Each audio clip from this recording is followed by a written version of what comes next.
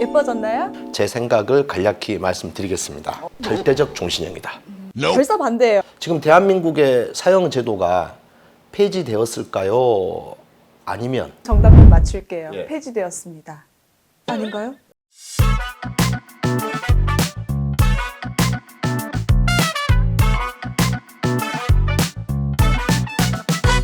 문화가 강한 언론, 시민에게 힘이 되는 전남방송 시사법률대담 17번째 시간입니다.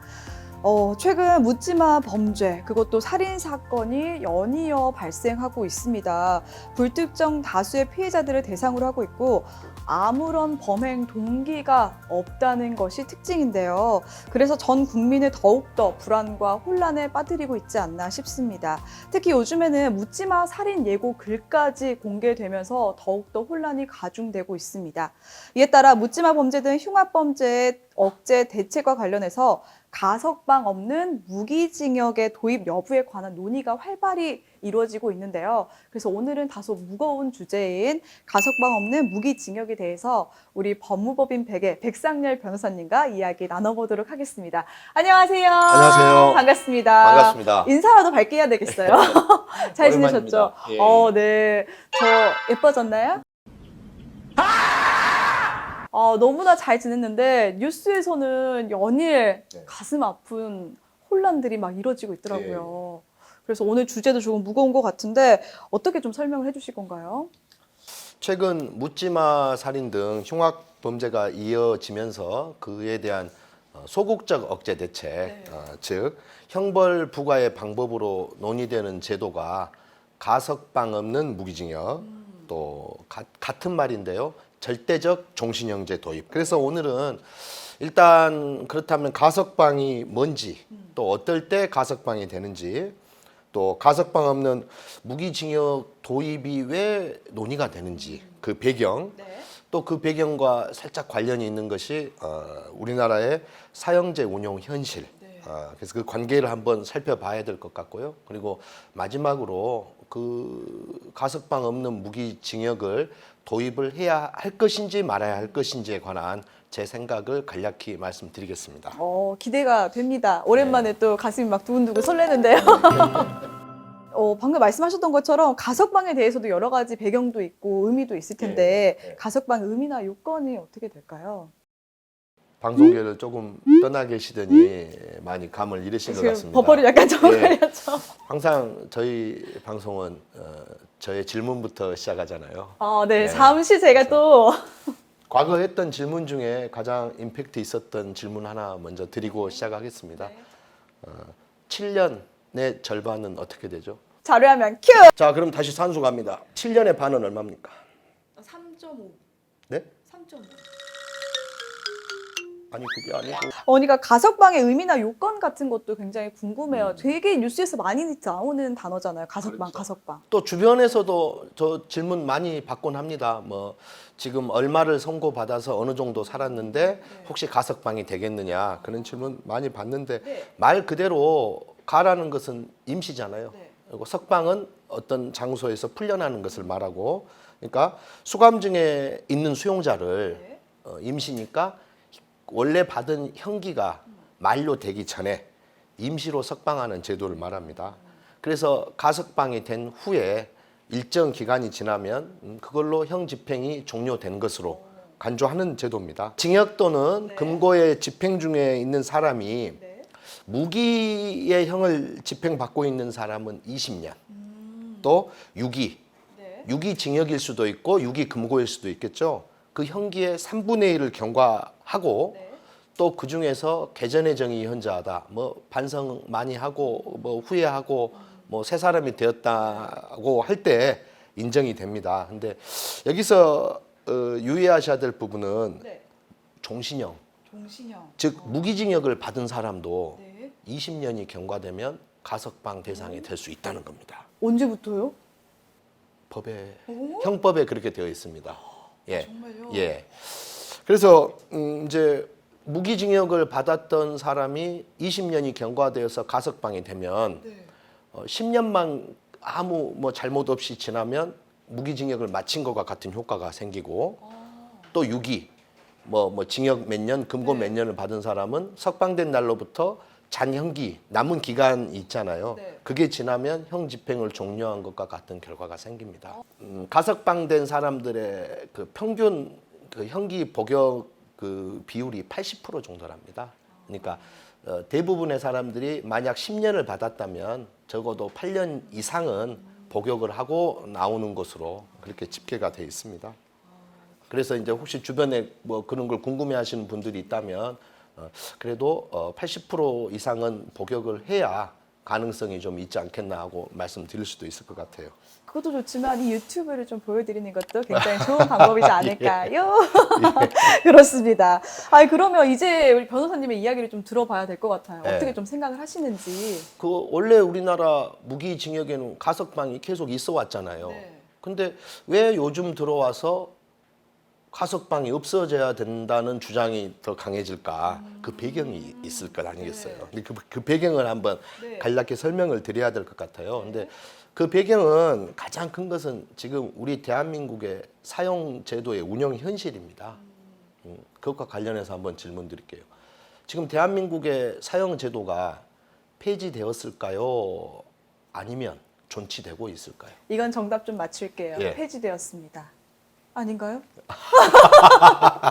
폐지 아니군요. 안 됐습니다. 아, 예. 심지어 헌법재판소에서도 2번이나 그 합헌이라고 판시한 바도 있고요. 예. 그런데 다만 형식적으로는 틀리셨는데 실질적으로는 맞춘 겁니다. 그 국제 인권 단체인 국제 엠네스티가 있거든요. 국제 엠네스티가 대한민국에서는 10년 이상 사형이 집행되지 않았기 때문에 대한민국을 실질적 사형 폐지국으로 분류를 했습니다. 그것도 지금으로부터 16년 전이 2007년에. 왜냐하면 김영삼 정부 시절인 1997년 12월 30일 사형수 23명, 23명에 대해서 사형이 집행이 됐습니다. 유사일의 최다 인원이었는데요.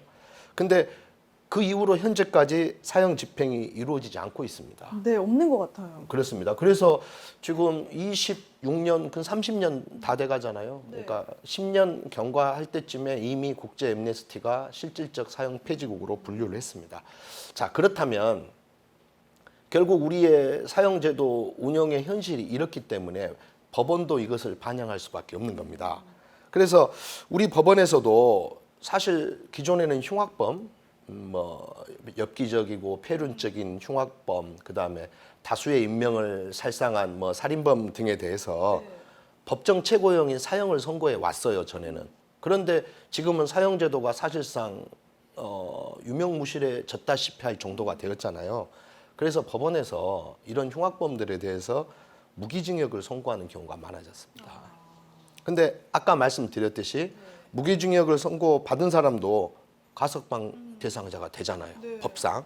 그러면 아무리 흉악하고 잔혹한 범죄를 저질러서 전 같으면 사형을 선고받았을 사람들이 무기징역을 선고받았다는 이유로 20년 복역 후에 갑자기 우리 주변 또 피해자나 그 유가족의 주변에 복귀할 수 있는 겁니다.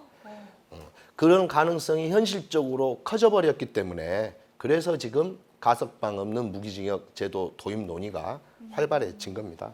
그러면은 구체적으로 이 가석방 없는 무기징역이 도입되면은 어떻게 진행이 되는 거예요? 형식적으로도 무기징역의 종류가 두 가지가 되는 겁니다. 종전과 같이 가석방이 가능한 무기징역은 여전한 것이고 또 종전과 달리 무기징역이라 하더라도 가석방이 절대 불가능한 것. 그래서 두 가지로 나누어서 운영되고요.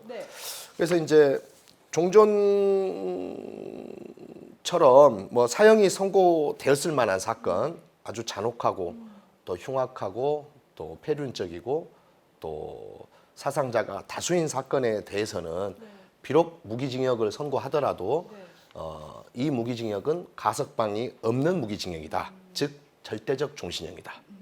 그렇게 법원에서 선고를 하는 겁니다. 그러면 무기징역이라 하더라도 뭐 감형이 된다든지 가석방이 된다든지 하는 여지가 없잖아요. 그래서 그렇게 되면 흉악한 범죄자들로서 우리 사회나 또 피해자나 그 주변 사람들을 위협할 수 있는 사람들을 사실상 사형시킨 것과 같이 사회로부터 영원히 격리시킬 수 있게 되는 겁니다.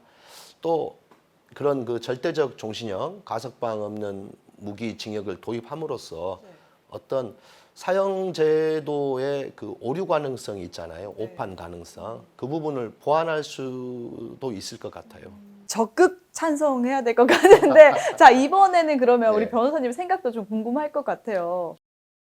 일단 그 가석방 없는 무기징역 내지 절대적 종신형 도입을 조심스러워하는 분들 또 그런 여론도 있습니다. 근데 그분들의 그 대표적 근거가 두 가지인데요. 첫 번째는 그 대상자, 그 가해자, 범죄자의 인권입니다.